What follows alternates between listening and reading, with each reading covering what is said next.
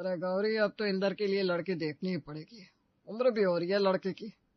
हाँ जी, मैं भी यही कह रही थी। घर में जगह भले कम हो, पर लड़की तो बड़ी सोच समझ के लानी चाहिए। अरे माँ, अब आप लोगों का जो मन करे वो करो। मैं तो बस ये चाहता हूँ लड़की समझदार हो। सुरेश भैया, मैं तो कल ही सुन रहा था, बिलासपुर की लड़कियां बहुत आगे निकल गई हैं।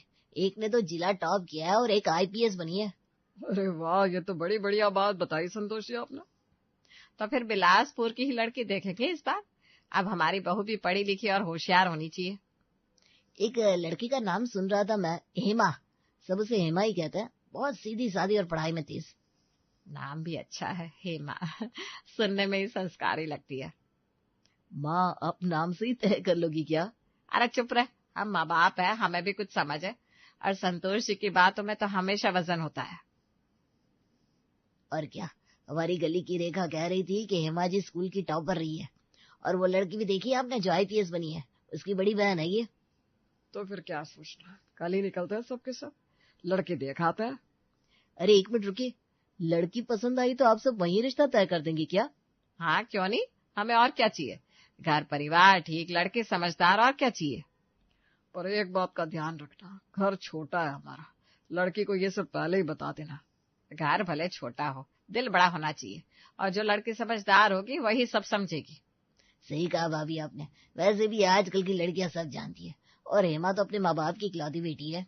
बस फिर तय रहा, कल सुबह निकलेंगे। और इधर तू भी चलना। क्यों माँ, मुझे क्यों भेज रही हो? अरे भाई, दुल्हा है तू, लड़की वाले भी तो देखेंगे। और हाँ, मुस्कुरा के बात करना, ऐसे मुंह बना के नहीं। और मैं तो सोच रहा हूँ जाते ही सीधे लड़की के पिता से मिले, फिर देखेंगे लड़की। हाँ जी, सब काम कायदे से होना चाहिए। और इंदर एक बात ध्यान रखना, हम वहां मांगने नहीं जा रहे हैं, बराबरी से रिश्ता करेंगे। और मैं तो यही कहूंगा, बात बन जाए तो बहुत अच्छा है, वरना हम फिर से देख लेंगे। नहीं नहीं, आपकी बात लड़की पसंद आई तो बस पक्का कर देंगे।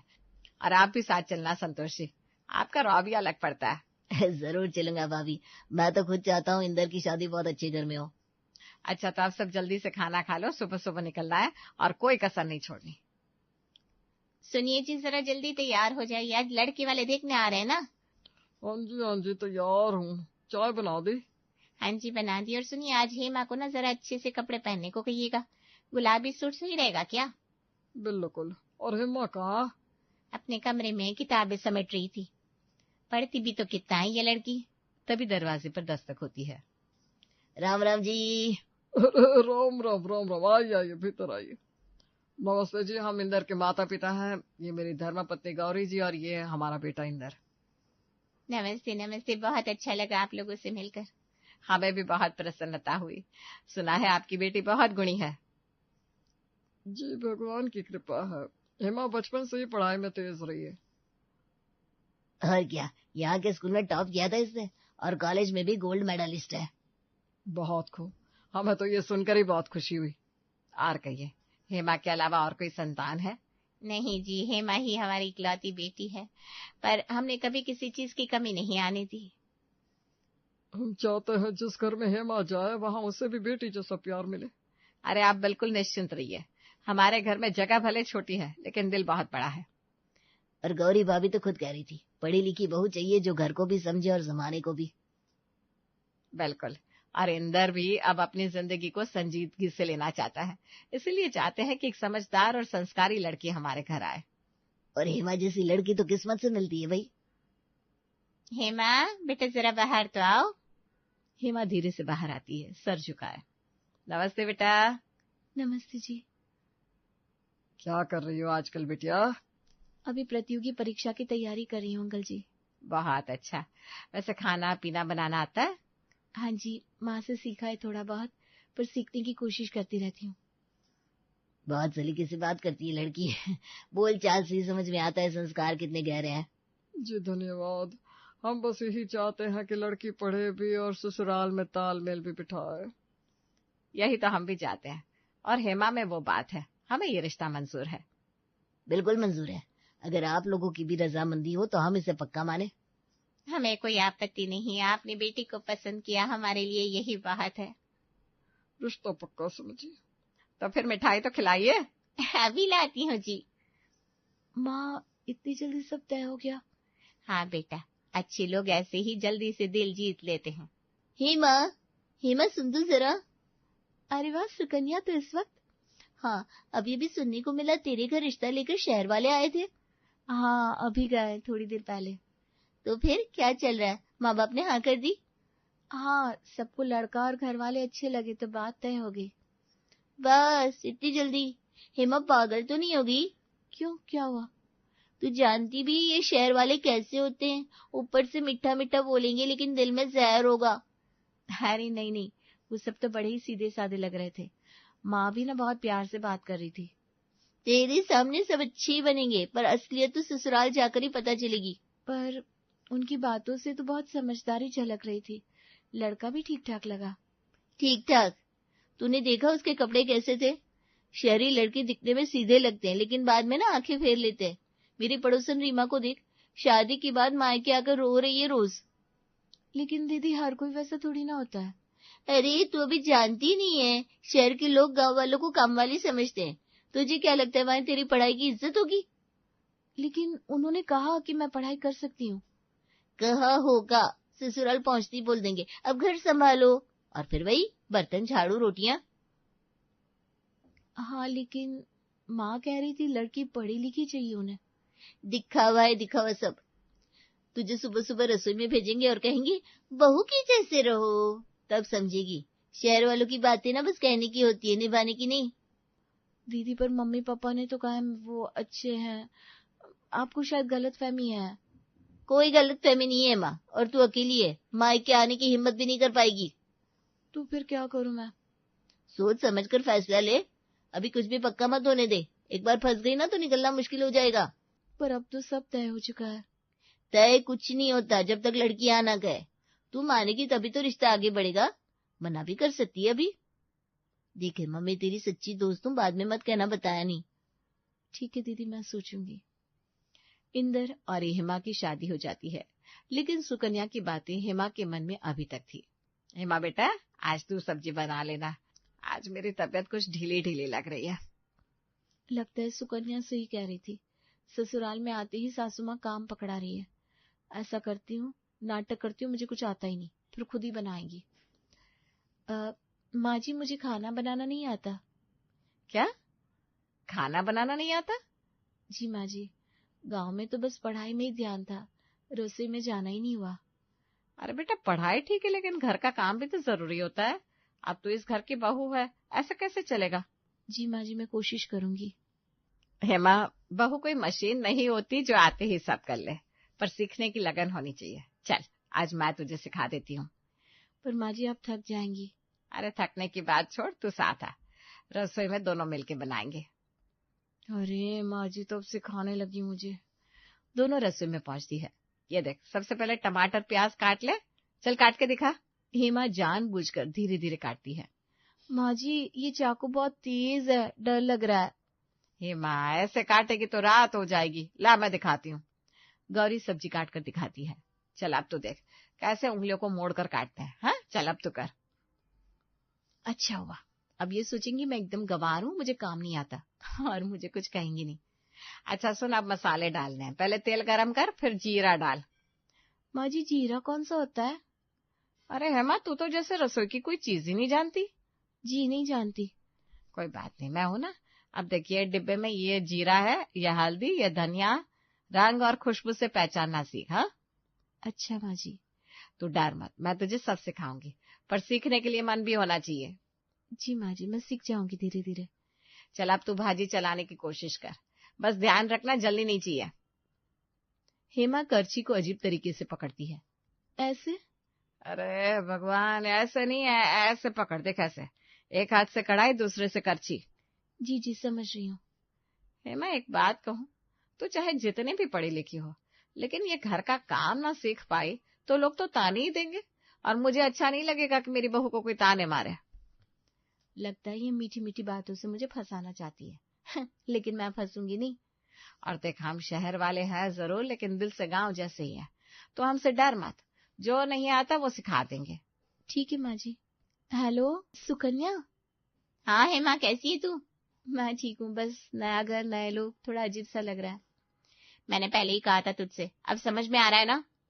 नहीं, वैसे सबका व्यवहार अच्छा है। अरे यही तो शहर वालों की चाल होती है, ऊपर से मीठा अंदर से तीखा। तुझसे खाना बनवा रहे होंगे ना? हाँ, माँ जी सिखा रही थी।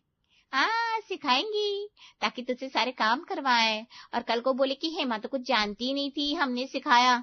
अपनी इज्जत खुद गिरवाएगी क्या? लेकिन क्या पढ़ाई में टॉप करने वाली लड़की को तू नौकरानी बन के दिखाना चाहती है? नहीं, मैंने तो बस। देख, तू ना भूल रही है तू कौन है। गांव की सबसे होशियार लड़की, जिससे स्कूल टॉप किया, कॉलेज में गोल्ड मेडल लाया, और अब तू खुद को गंवार बना रही है। अरे तो मैं क्या करूं? बोल दे साफ साफ, तू रसोई में नौकरनी है। तेरा आत्मसम्मान सबसे ऊपर है, और जरूरत पड़े तो एक झटका दे देना, ताकि उन्हें पता चले कि हेमा कोई कमजोर लड़की नहीं है। हाँ, ठीक ही कहती है। देख, अब तू अपने हिसाब से सोचना शुरू कर, और कुछ भी जरूरत हो तो मुझे कॉल करना। हाँ ठीक है, फोन रखती हूँ, बाय। हेमा, आज खाना अच्छा बना है, तूने बनाया है ना? नहीं माँ जी, मैं क्या बनाऊंगी। शहर वालों को तो लगता है गांव की लड़कियां कुछ नहीं जानती। सब चुप हो जाते हैं। ये तो क्या कह रही है माँ? सच्ची तो कह रही हूँ। आप लोग शहर के हो, आप क्या जानो गांव की लड़कियों का क्या मोल होता है। हेमा, हमें समझ में नहीं आया ये बात अचानक क्यों? माँ जी, मैंने देखा है यहाँ सबको लगता है कि जो लड़की शहर से है वही समझदार है, और गांव की लड़की तो बस झाड़ू पोछा करने लायक है। अरे हेमा, किसने कहा तुझसे ऐसा?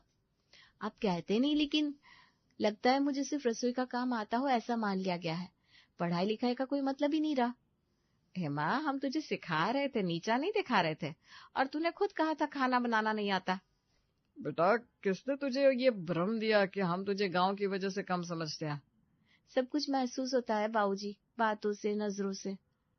हेमा, क्या तुझे कभी किसी ने तेरे गांव होने पर ताना दिया?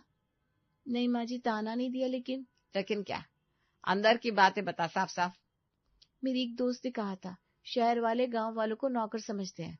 अब समझ में आया। बेटा, हर किसी की अपनी सोच होती है, पर वो सोच तेरी नहीं बननी चाहिए। और अगर तेरी दोस्त तुझे खुद पर शक करने को कह रही है, तो क्या वो तेरी सच्ची दोस्त है?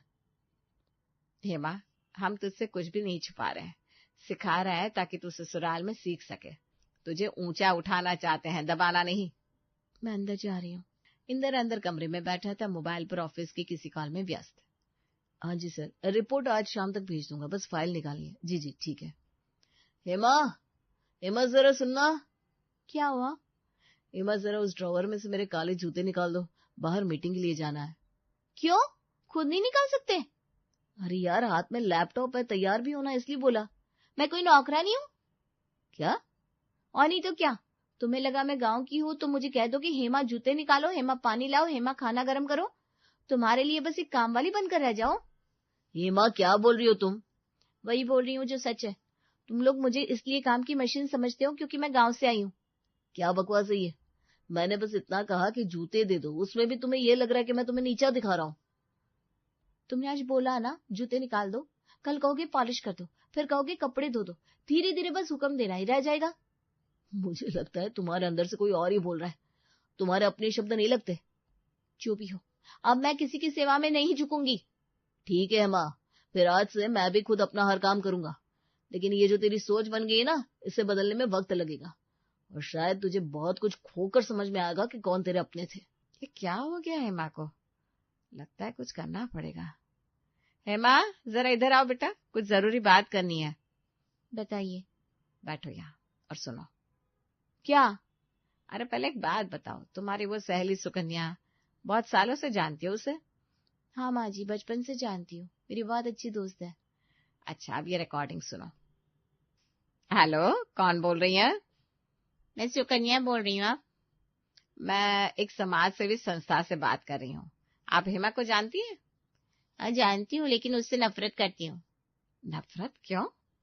वो हमेशा सब में आगे रहती थी, टीचर भी बस उसी की तारीफ करते थे, सबकी नजरों का तारा वही बनी रहती थी। और अब देखो, पढ़ाई करके शहर में शादी कर ली। मुझे तो बस यही चाहिए कि उसका घर बसने से पहले ही बिगड़ जाए। पर आप ऐसा क्यों चाहती हैं? क्योंकि मुझे सुकून मिलेगा। मैंने उसे इतना भड़का दिया है कि अब वो अपने ससुराल वालों पर शक करने लगी है। देखना, जल्दी वो सबसे लड़ने लगेगी। माँ जी, ये क्या था? ये वही थी जिसे तुम अपनी सबसे बड़ी हमदर्द समझ रही थी। ये सब झूठ नहीं है ना? नहीं हेमा, मैंने खुद फोन किया था एक अलग नाम से, सिर्फ इसलिए ताकि सच्चाई सामने आ सके। जब उस दिन तुमने सुकन्या के बारे में बताया तभी मैं जान गई थी कि ये सब सुकन्या का करा धरा है। माँ जी मुझे माफ कर दीजिए, मैंने आप सबको कितना गलत समझा। बेटा कोई बात नहीं, कभी कभी अपने से ज्यादा करीब वाले ही सबसे गहरी चोट देते हैं। मैंने इंदर जी से लड़ाई की, आपको ताने मारे सिर्फ उस औरत के कहने पर। जो आंखें खोल दे वो अनुभव होता है, और जो आंखें बंद करवा दे वो धोखा। अब मुझे समझ में आ गया माँ जी, आपने मुझसे कोई भी भेदभाव नहीं किया। आपने मुझे अपनाने की कोशिश की, लेकिन मैं ही पीछे हट गई। चलो अब समय है अपनी गलती को सुधारने का। सबसे पहले खुद को माफ करो, फिर अपने पति से माफी मांगो। मैं सब ठीक करूंगी माँ जी, आप बस मेरा साथ दीजिए। मैं हमेशा तेरे साथ हूँ बेटा। अब तो हमारे घर की बेटी है और मैं चाहती हूँ कि तू और मजबूत बने, लेकिन अपनेपन के साथ। जी माँ जी, अब मैं किसी की बातों में नहीं आऊंगी और अपने रिश्तों को टूटने नहीं दूंगी। मुझे खुशी है कि तू वक्त रहते समझ गई।